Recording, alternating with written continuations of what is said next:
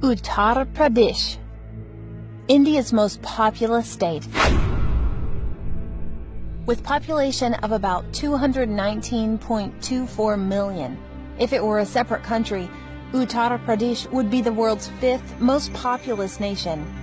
In UP, the religion-wise percentage of population is Hindus, 79.73, Muslims, 19.31, Sikhs, 0.32, Jains, 0.11, Buddhists, 0.10, and Christians, 0.18.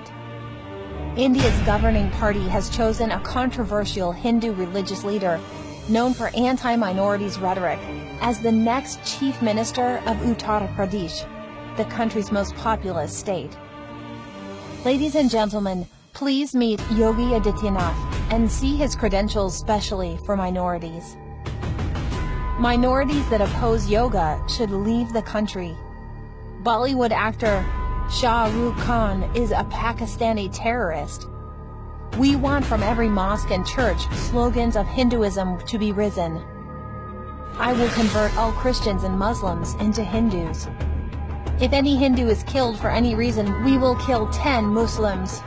Corpses of Muslim girls and women will be taken out of their graves and must be raped. We will keep pigs in mosques of India after making it a Brahmin state. Muslims' right to vote will be snatched. With Prime Minister of India, Narendra Modi, the Gujarat massacre responsible, and UP Chief Minister Yogi, God bless us all, minorities of India. This world is waiting to see a genocide which never happened before in the history of mankind. By electing Yogi Adityanath, Modi has finally said those 3 magic words to minorities, including Muslims, Christians, and Dalits.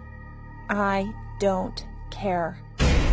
जरूरत इस बात की है कि उनकी मां बहन और बेटियों को कब्र से निकालो और उनकी सगाइयों के साथ बलात्कार करो। आज ये समय की मांग है मित्रों और यह